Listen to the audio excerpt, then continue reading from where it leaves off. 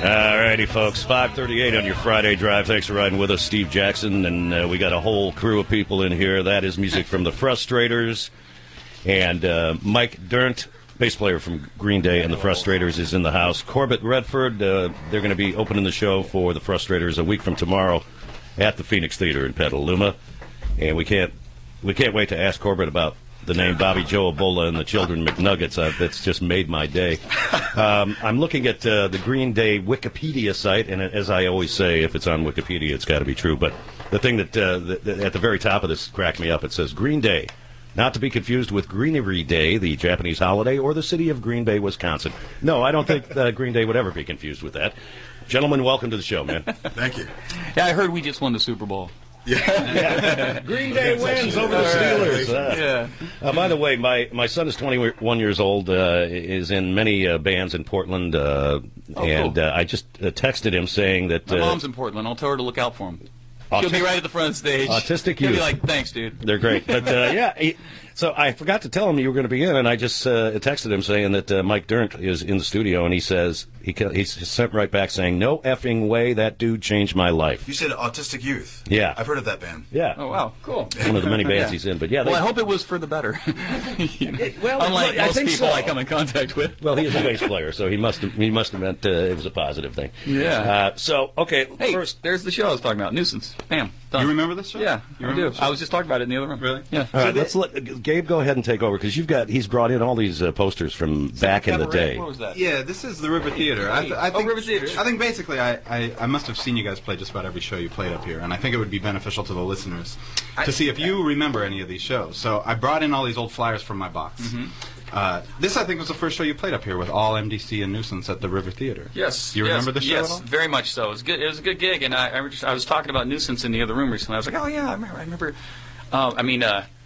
What was the lyric they had? Pull my children from the ground. Sell them about a quarter pound. I mean, they had a good bass player, and they were just, I like, I believe they're a three-piece, but good band. Yeah. You know. You might have still been in high school. Of course, all was a good band. You might have still been in high school when this happened, 1989? I'm pretty sure I was. Yeah. Nuts.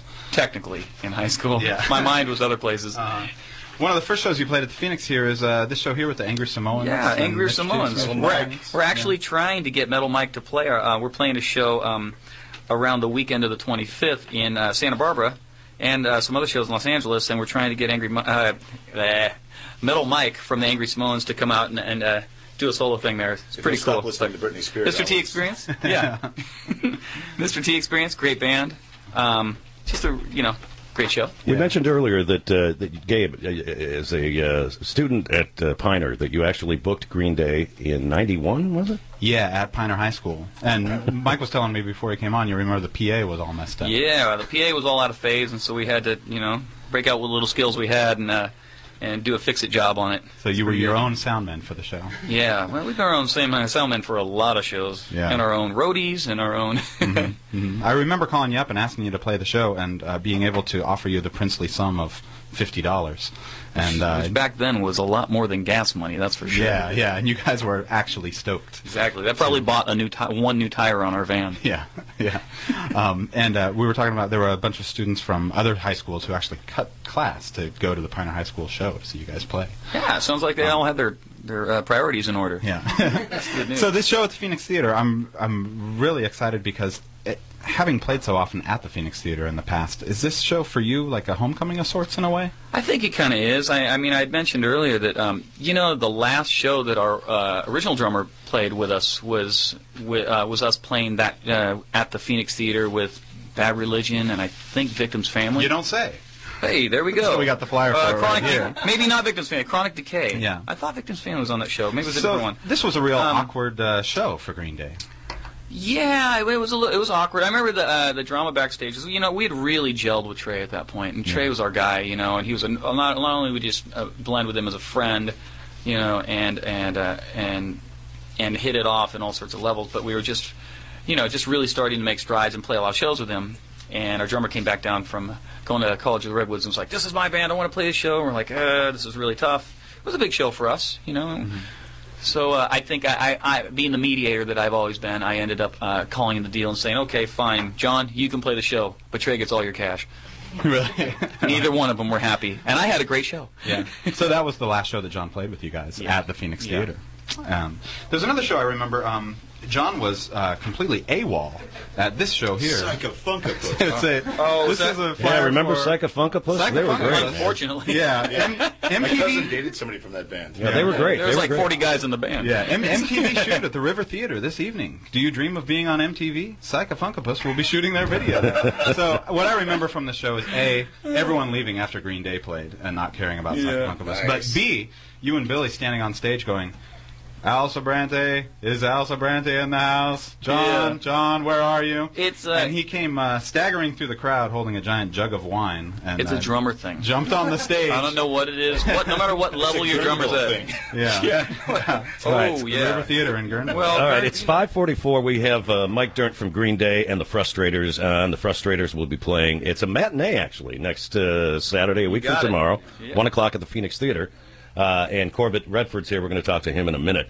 For listeners who aren't that familiar with Green Day, and there are some out there, you guys started in like '87, right? And it was all part of the punk scene at 924 Gilman Street, where my son often has played too these days. It's still going strong. We'll actually be playing. That's going to be the first stop on our mini tour. We're going to be Playing at if we Gilman? call it that. We ended up booking a few shows, and then it got turned into a mini tour. So that's what we're calling it, and darn it, we're sticking by it. Awesome. But as far as Green Day, on the 18th that's- we'll be playing Gilman, and there's a lot of these venues are more like a home away from home or home back at home. Yeah. It's kind of sweet because a lot of our older friends can come and see us too. The guys we haven't seen in a long time. I remember running into you at Gilman at, I think it was 15's last show. And it was after Dookie, and you had like a baseball hat on. I said, "Hey, Mike, how's it going?" You're like, "Oh, I'm playing incognito for the night," Yeah. And it must have been weird for you after Dookie hit, after not being allowed to play at Gilman anymore, to go to those places and not be able to play. Well, so that was tough for a bit. Yeah. Yeah. Did starting the Frustrators fulfill that need to play at these small DIY places again? I think for to some degree it definitely did for a while till my own band was able to play there again, because my first time back to Gilman Street was with the Frustrators, and then subsequently Green Day has played there, and we've played a lot of other venues that we haven't. The cool thing about Green Day is we just if there's a rule that's right in front of our face, we will break it just because. I don't know. It's like being a caged rabbit or cornered. You fight or flight, feast or famine. So if somebody says you can't play small clubs, we go, really? Have you ever heard of the Foxborough Hot Tubs? Because we just did a tour of small clubs across the entire United States between records. So if somebody tells you can't do something, it's only their inhibitions, or their inferiority complex, or their sort of It's small-minded. I don't know. I think if you think you can do something and you put your mind to it, just go for it. I don't care what it is. Henry Ford said, if you think you can or you think you can't, you're right. Yeah. Well, it's great you're playing the Phoenix again, and it's great that the Phoenix is still around. I think Tom Gaffey's it's pretty cool. Corbett was saying earlier, he's like, lifers, you got to love them, Tom And he Gaffey is a lifer. definitely a lifer. For the love of what they do. You don't do anything like that to make any cash. You do it because it's, you love it, and you see the kids there. And I brought my daughter to her first concert at the Phoenix Theater. It wasn't her first concert. She's been to a ton of her dad's concerts, but that doesn't really count when you're like 6 or 8 or whatever it was. But then I took her to a concert there, and I was like, "Hey, your dad used to play there." And after the show, I was like, "What'd you think?" And she goes, "I like your shows better." Of course, it was Hillary Duff. Oh, it was Hillary Duff? You want to know my secret shame? I was at that show, too. Were you really? Yeah, I didn't see high them. five, man. You know what? I thought she was better than us any day. Well, so many of these small, all-ages DIY places close, either because of money, or maybe it's run by a collective that's infighting, or just people burning out. Why do you think places like Gilman and the Phoenix survive after all these years? What's the secret ingredient? Honesty. You're in it for the right reasons. If you're not in it for the right reasons, you're going to burn out. It's the same with writing a song. If you write a song that's supposedly funny, or a love song, or a political song, or whatever, it also has to come from the same place. And the kids and people in general can smell a rat. And so if you're full of it, I don't know, you're lying to yourself too. And if you're in, if you're in something for all the wrong reasons, you're gonna burn out on it too. Because somewhere deep down, our souls need to be fulfilled on a pure level. Did you get that I feeling? don't know where all that's coming from. Well, it's kind of deep. maybe it's coming from places like Gilman and the Phoenix. Years of therapy. Did you always get that feeling from playing the Phoenix? I don't know. There's some places you walk in and you go, just feels right. Just cool, I mean, I don't know. I haven't been to the Phoenix in a long time, so I don't know what crowds are showing up there nowadays. We're definitely trying to make this show a freak fest and bring, something old, something new, something stolen, and something blue into the room. So, yeah. It's been 9 years since the Frustrators made a record. 8.5. I mean, 8.5 years? Who's counting? I mean, other than taking a break from playing the Longview bass line a million times, why resurrect Frustrators now? It's not something we ever quit, I think it's just something that, first of all, our guitar player actually moved back to Providence, Rhode Island, and opened a bar called the Scurvy Dog. So he was a little busy with that, and had a couple kids, or rather his wife did. And, then our drummer moved to Portland, Oregon, so there's another Portland connection. And, it's just people just get busy, singer had a couple kids and what have you. And, I think you see these, these windows of opportunity, and you go, you know what? I'm coming up for air. And I actually kind of feel like I got enough energy to go back down and dive some more. So, yeah, and I think there's certain things that you do that give you a little vitality that add to the bigger picture of a career, And I like to think of myself as just being, a musician or a career musician, a lifer, Mike, you actually own a restaurant in Oakland that was on Diners, Drive-Ins, and Dives with Guy Fieri? I own a diner called Can't Fail Cafe. It's Rudy's for short. And Guy Fieri had it on. Yeah. Very cool. Yeah, he was into we did a tailgate party for the Raiders, and he was into our burgers with our chef was cooking with Kenny Stabler, the snake. Oh, yeah. Serving chili. Yeah. Also with us in the studio, besides Mike Dirnt, bass player from Green Day and the Frustrators, is Corbett Redford. And you got to love this. The name of the band is Bobby Joe Ebola and the Children McNuggets. Corbett, tell us about the name. Well, we are, I guess, a satiric folk rock band. Started in '95. Biggest influences, beside the local guys such as Mike, Tom Lehrer. Really? Yeah. On top of spaghetti. Yeah.